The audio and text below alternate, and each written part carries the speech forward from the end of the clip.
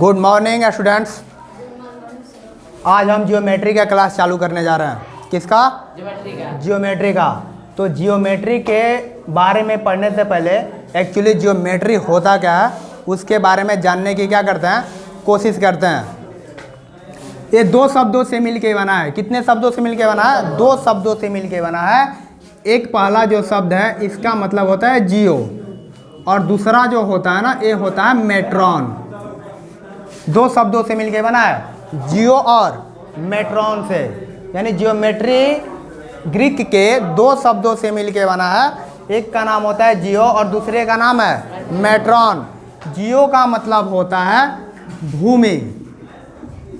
जियो का मतलब क्या होता है? भूमि होता है। और मेट्रॉन का मतलब होता है मापना। मेट्रॉन का मतलब क्या होता है? मापना। नील नदी की जो सभ्यता थी उसके किनारे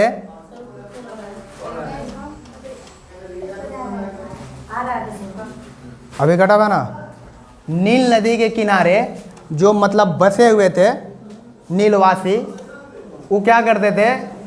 अपना जीविकोपार्जन करने के लिए, जीविकोपार्जन के लिए खेती करते थे। क्या करते थे? खेती करते थे।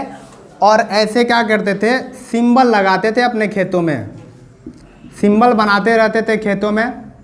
जब नील नदी में क्या आती थी? बाढ़ आती थी, तो उनके सिंबल जो होते थे ना फिर से क्या हो जाते थे? दह जाते थे बाढ़ में। और फिर से उनको यह नहीं समझ में आता था कि मेरा खेत कौन सा है और दूसरे का खेत कौन सा है। मतलब भूमि नापने में क्या होती थी? प्रॉब्लम होती थी, कठिनाइयाँ होती थी। तो इसके लिए उस टाइम के जो गणितज्ञ थे वह इस पर कार्य करना क्या किए? चालू किए।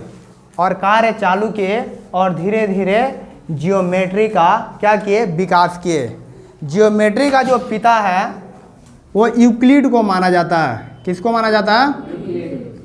जियोमेट्री के जो पिता हैं यूक्लिड को माना जाता है, क्योंकि इन्होंने ही पहले पहल ज्यामिति का क्या किया? खोज किया और अपना पुस्तक लिखा ज्यामिति के बारे में। जियोमेट्री का हिंदी होता है ज्यामिति। क्या होता है? ज्यामिति होता है। जियो का मतलब क्या होता है? भूमि। मेट्रॉन का मतलब क्या होता है? मापना। यानी भूमि को मापना ही क्या कहलाता है? जियोमेट्री कहलाता है। यानी उस टाइम पे जो भी भूमि होती थी ना उसको क्या किया जाता था? मापा जाता था इस विधि से। और इसमें पढ़ना क्या क्या होता है? बहुत सारे फंडामेंटल होते हैं। ठीक है, तो एक एक फंडामेंटल को हम क्या करेंगे? अध्ययन करेंगे। इसके जो फंडामेंटल है, पहला होता है लाइंस एंड एंगल्स, रेखाएं और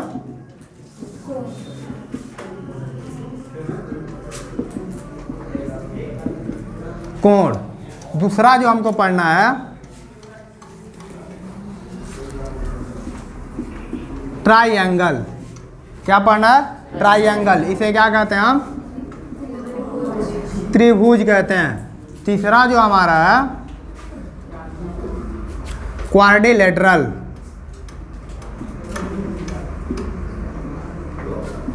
इसे क्या कहते हैं हम? चतुर्भुज। अगला है हमको पढ़ना है इसके अंतर्गत सर्कल। सर्कल बोले तो हिंदी में क्या कहते हैं? वृत्त कहते हैं। अगला जो हमारा है वह है पॉलीगन। इसको क्या कहते हैं? बहुभुज कहते हैं। यानी जियोमेट्री के अंतर्गत lines and angles, triangles, quadrilateral, circle and polygon को क्या करेंगे? अध्ययन करेंगे।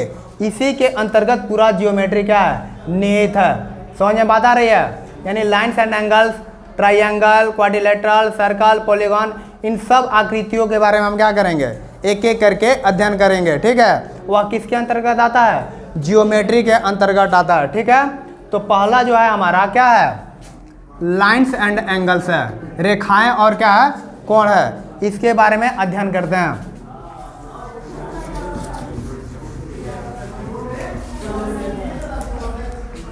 इधर देखो, लाइन जानने से पहले हम थोड़ा बिंदु के बारे में जानते हैं। ये फिगर दिखाई दे रहा है, यह क्या है, कितना लंबा है? कोई पूछे कि कितना लंबा है तो नहीं मालूम। कोई पूछे कि कितना चौड़ा है तो मालूम है? नहीं है। कोई पूछे कि कितना ऊंचा है तो बता सकते हो कितना ऊंचा है? नहीं बता सकते हो। ना तो यह चौड़ा है, ना तो यह ऊंचा है, और ना इसका चौड़ाई है, ऊंचाई और लंबाई, मतलब तीनों का तीनों नहीं है। ठीक है। अगर कोई तुमसे पूछे कि यह कितना लंबा है, कितना चौड़ा है, कितना ऊंचा है, तो नहीं बता सकते हो। लेकिन ये तो दिखाई दे रहा है ना, कोई ना कोई आकृति है कि नहीं है जो दिखाई हमको दे रहा है।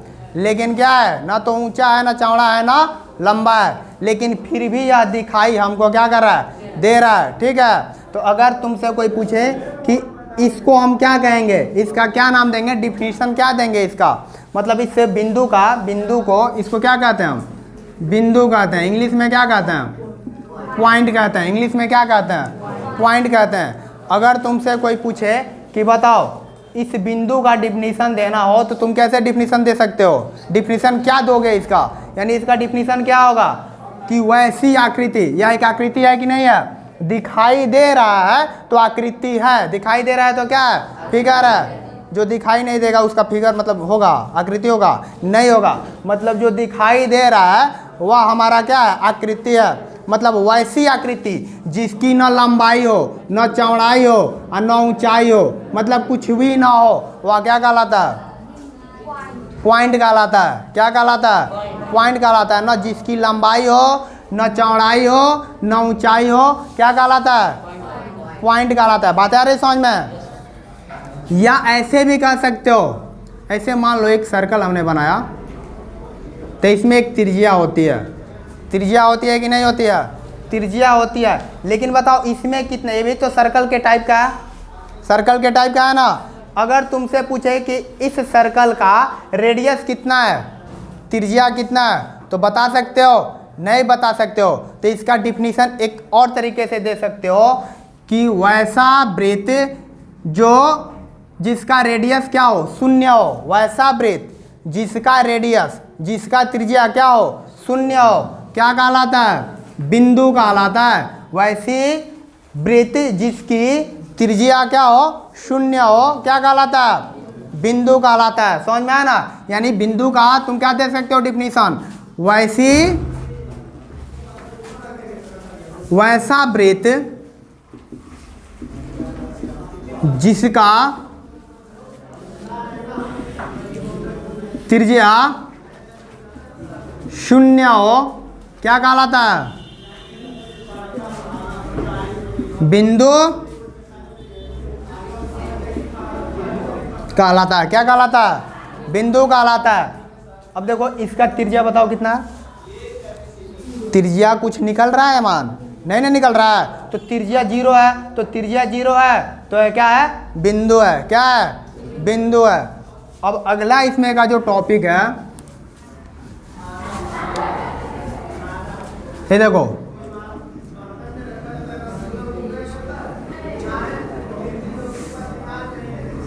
तमाम बिंदु हम एक साथ लेके आए हैं ना। बहुत सारे बिंदुओं को हमने क्या किया है, एक साथ लेके आया है, और इन सबको हम क्या कर देते हैं, मिला देते हैं। क्या करते हैं, मिला देते हैं। इन तमाम बिंदुओं को हम एक साथ क्या कर देते हैं, मिला देते हैं।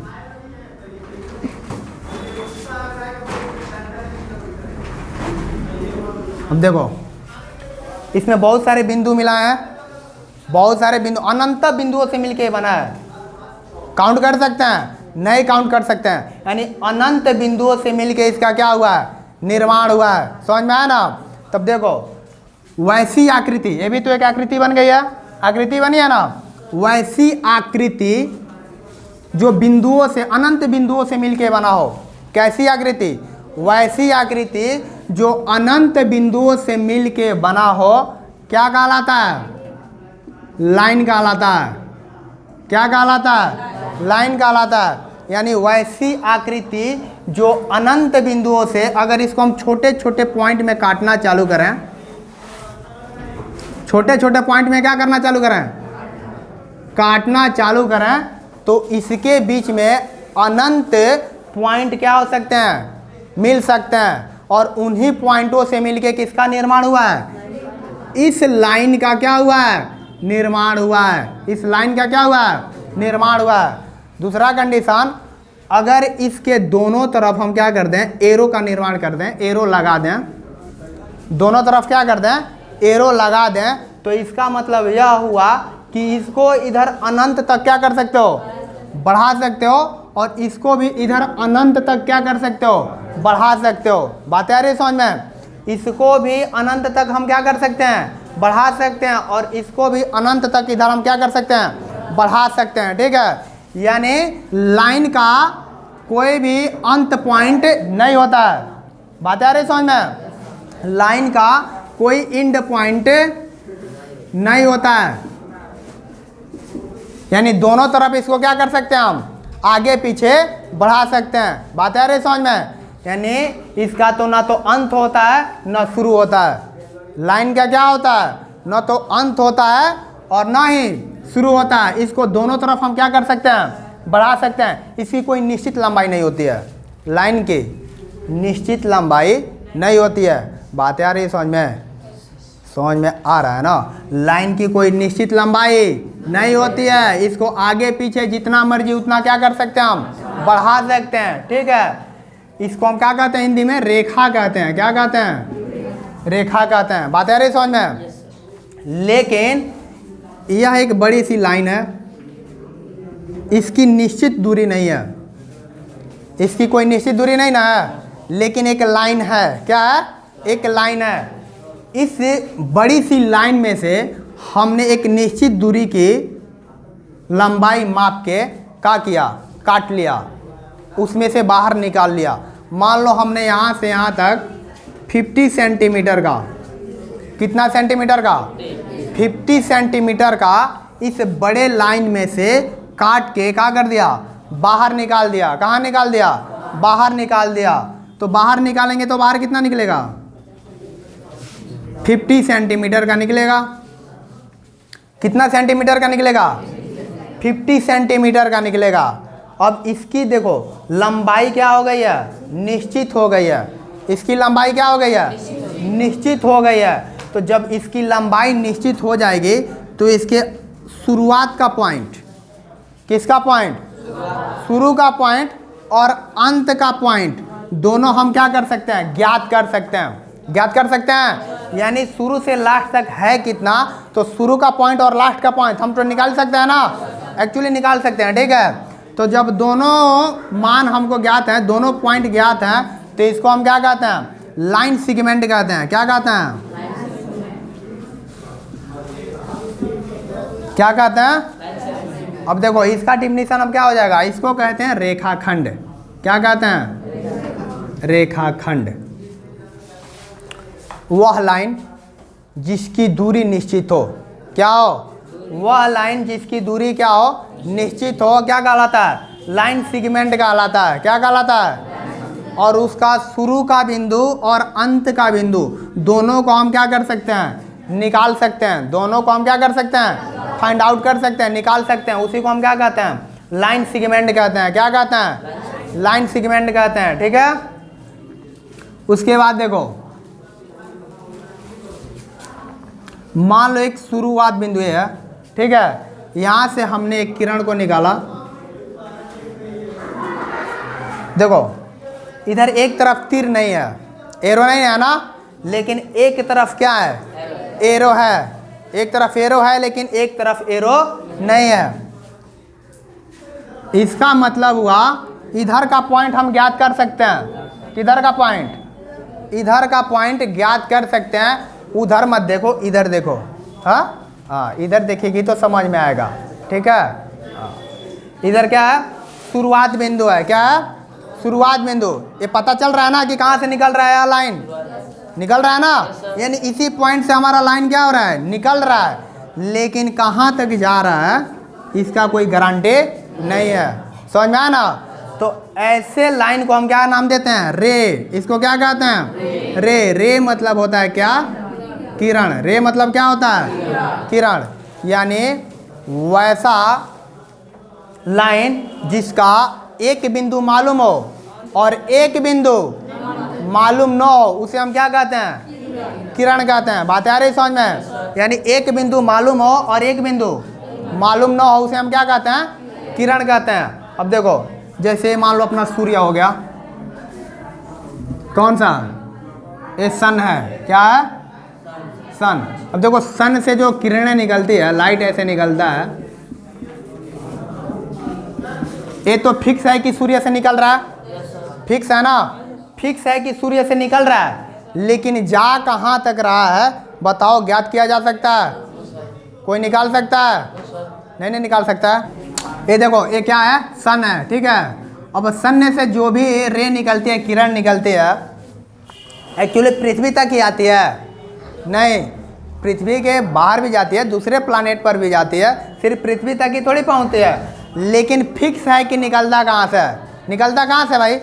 सूर्य से निकलता है। कहाँ से निकलता है? सूर्य से निकलता है, लेकिन जाता कहाँ तक इसका कोनो गारंटी नहीं है। कोई गारंटी है?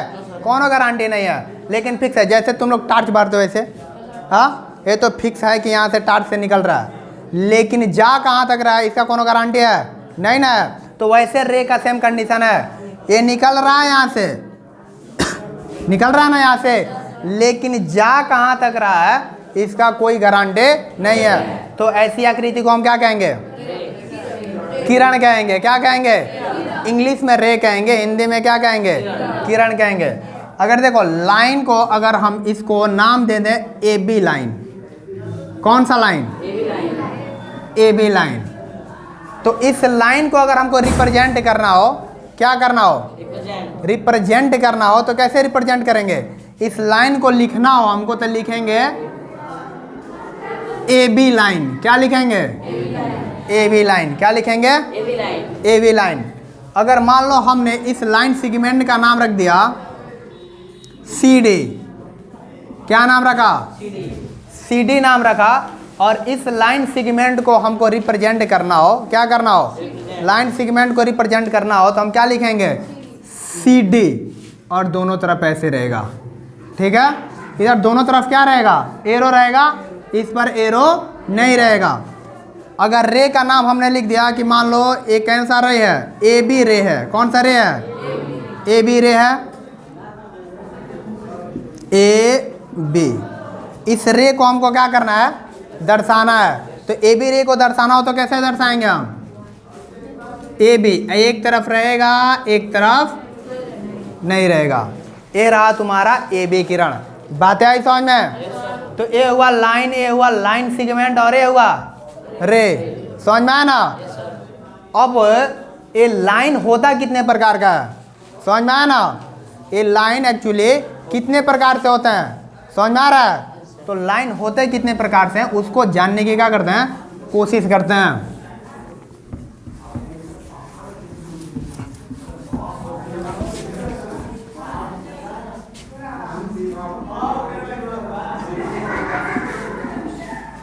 काइंड्स ऑफ लाइन, लाइन के प्रकार। अब देखो लाइन दो प्रकार के होते हैं। There are two types of line. कितने प्रकार के होते हैं? दो प्रकार के होते हैं। पहला जो होता है वह क्या होता है? Straight line. क्या होता है?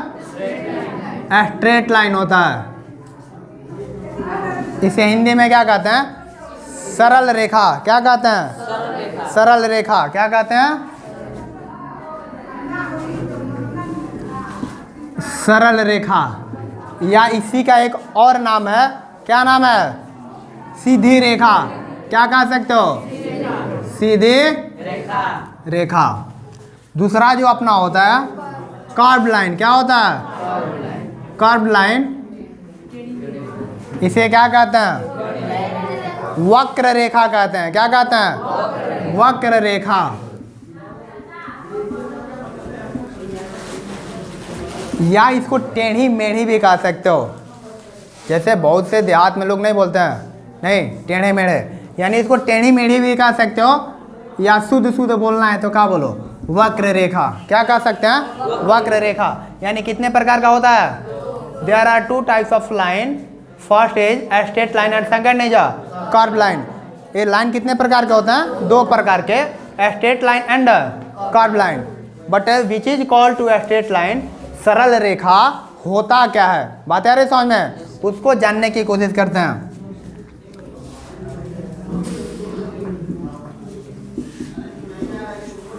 स्ट्रेट लाइन, जैसे मान लो ये क्या है अपना, एक लाइन है,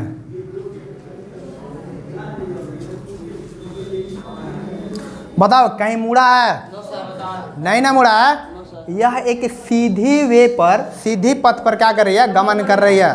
समझ में आ रहा है ना, एकदम सीधी वे पर गमन कर रही है, उसी को हम क्या कहते हैं, स्ट्रेट लाइन कहते हैं।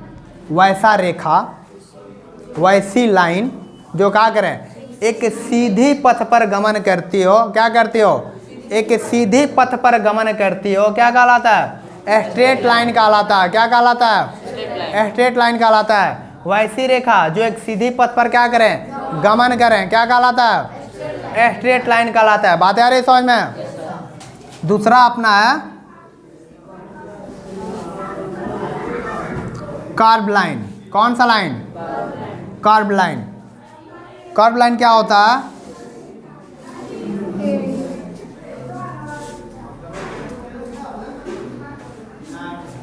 इधर नागिन डांस बनाई थी, समझो, ये क्या है, कर्व लाइन है, यानी वैसी रेखा। कौन सी रेखा, वैसी रेखा जो एक टेढ़ी मेढ़ी पथ पर क्या करे, गमन करे, क्या कहलाता है, कर्व लाइन कहलाता है। क्या कहलाता है, कर्व लाइन कहलाता है। इसे कहते हैं वक्र रेखा। क्या कहते हैं, वक्र रेखा। इसे क्या कहेंगे, सरल रेखा। क्या कहेंगे, सरल रेखा। सरल मतलब सड़ा हुआ नहीं, समझे ना, सरल मतलब होता है सीधा। हाँ, जैसे सरल मतलब कितना लोग समझ जाएगा कि मतलब मान लो आलू है, उस सड़ गया, उसी को हम क्या बोलते हैं, सड़ा हुआ, मतलब सरल है। ठीक है, वैसा नहीं है, सरल मतलब सीधा होना चाहिए। ठीक है, यानी वैसी रेखा जो क्या हो, एक सीधे वे पर, एक सीधी पथ पर क्या करे, गमन करे, क्या कहलाता है, सरल रेखा कहलाता है। दूसरा वक्र रेखा क्या होता है, जो क्या करे, एक टेढ़ी मेढ़ी पथ पर क्या करे, गमन करे, क्या कहलाता है, वक्र रेखा कहलाता है। नोट डाउन करना है, अब वीडियो से करना, वीडियो से नोट डाउन। हाँ,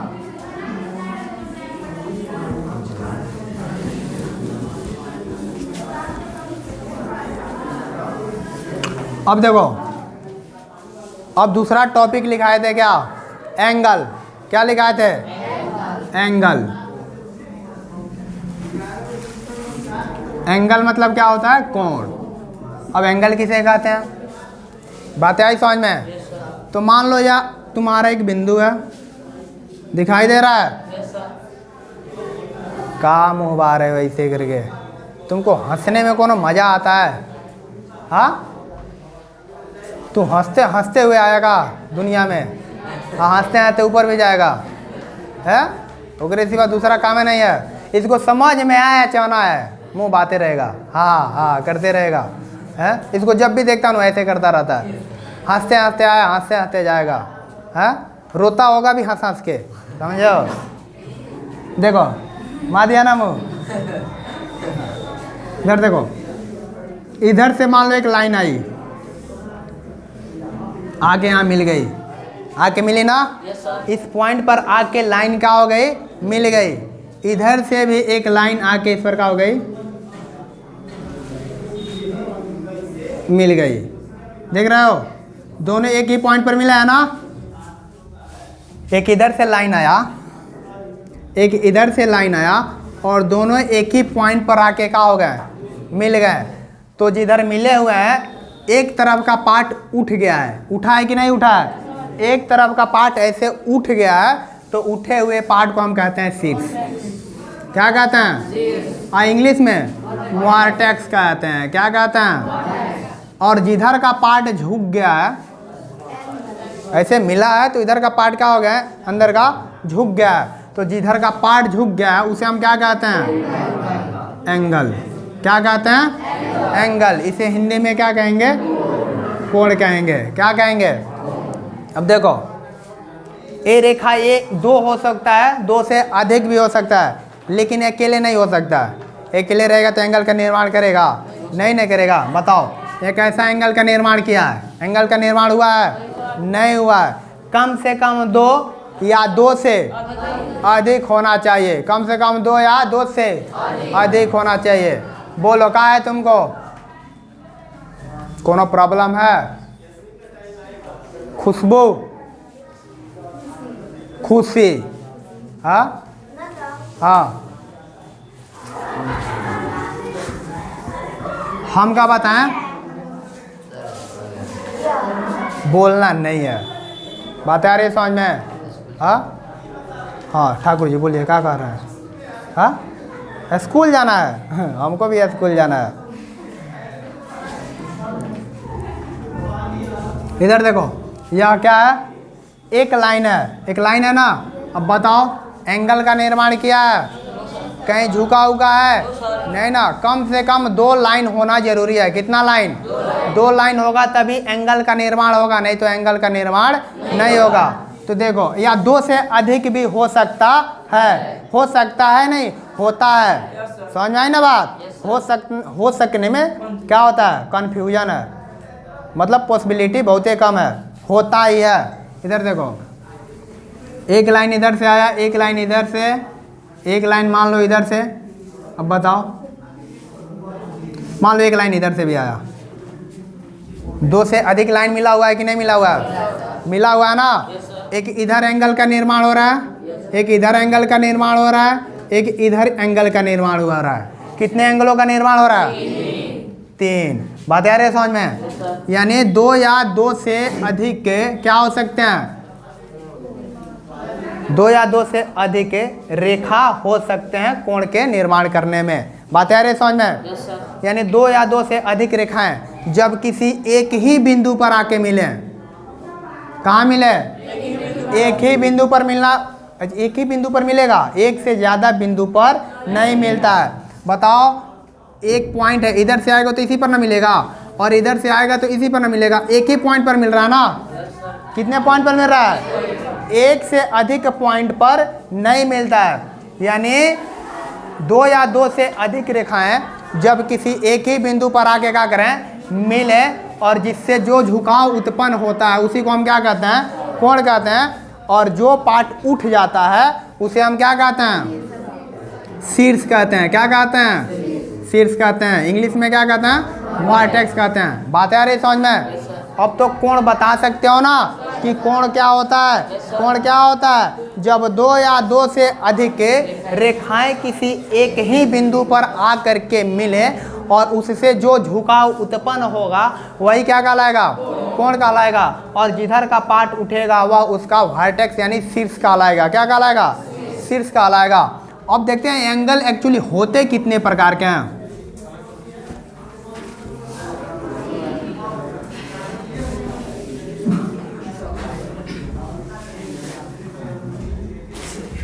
kinds of angle, kinds of angle. पहला जो एंगल है वो पढ़ते हैं एक्यूट एंगल।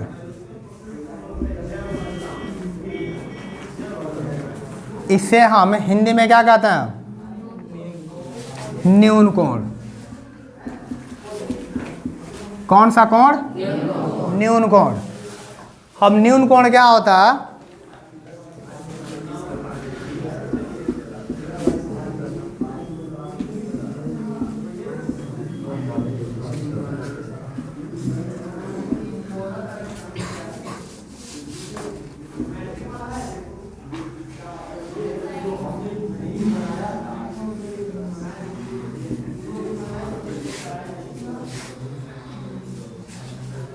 वैसा कोण जिसका मान 0 से बड़ा। कितना? वैसा कोण जिसका मान 0 डिग्री से बड़ा और 90 डिग्री से क्या हो? छोटा हो। वैसा कोण जिसका मान 0 डिग्री से क्या हो? बड़ा हो और 90 डिग्री से छोटा हो, क्या कहलाता है? न्यून कोण कहलाता है। यानी देखो, ये 5 डिग्री का है, क्या कहलाएगा? ये कोण क्या कहलाएगा? ये 30 डिग्री का है, क्या कहलाएगा? ये 60 डिग्री का है, क्या कहलाएगा? ये 89 डिग्री का है, क्या कहलाएगा? यानी 89.999 मतलब भी रहे तो वह क्या कहलाएगा? न्यून कोण कहलाएगा। क्या कहलाएगा? न्यून कोण कहलाएगा।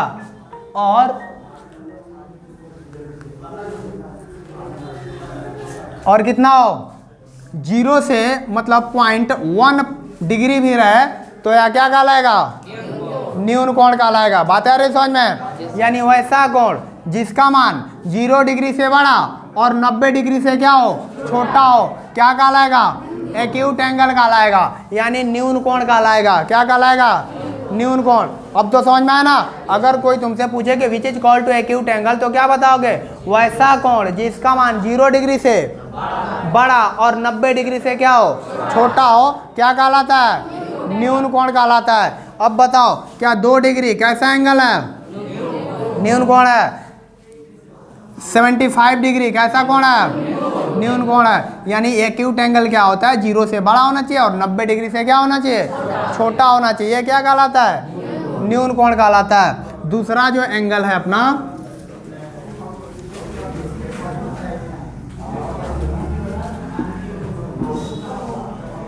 राइट एंगल, इसे हम क्या कहते हैं? समकोण। देखो, वैसा कोण जिसका मान केवल और केवल कितना डिग्री होना चाहिए? 90 डिग्री होना चाहिए। कितना डिग्री होना चाहिए? 90 डिग्री। जिसका मान केवल और केवल 90 डिग्री हो वह क्या कहलाता है? समकोण कहलाता है। न तो 90 से छोटा हो और न 90 से क्या हो? बड़ा हो। वो जब भी हो तो कितना डिग्री का हो? 90 डिग्री का हो, वह क्या कहलाता है? समकोण कहलाता है। क्या कहलाता है? तो समकोण का परिभाषा कैसे मिलेगा? कि वैसा कोण जिसका मान केवल कितना डिग्री हो?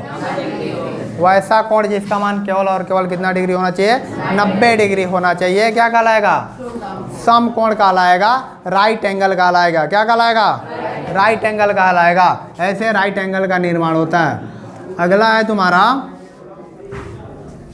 Obtuse angle.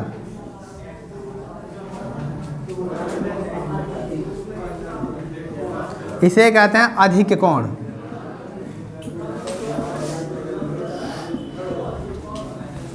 कौन सा कोण? अधिक कोण। अब देखो, इसका क्या होता है? वैसा कोण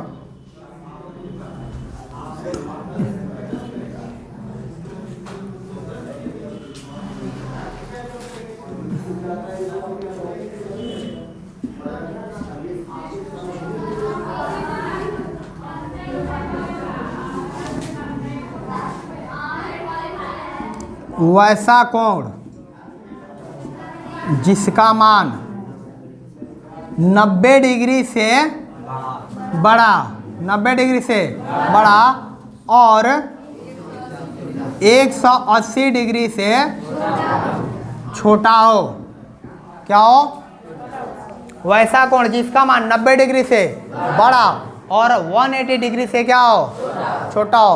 यानी 90 डिग्री से अबव होना चाहिए और 180 डिग्री से क्या होना चाहिए? लेस देन होना चाहिए।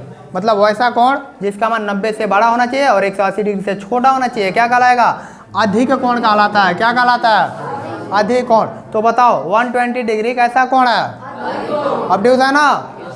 100 डिग्री कैसा कोण है? अगर तुमको कहते हैं कि बताओ 91 डिग्री कैसा एंगल है? अधिक कोण है। कैसा एंगल है? अधिक कोण है। बात आ रही समझ में?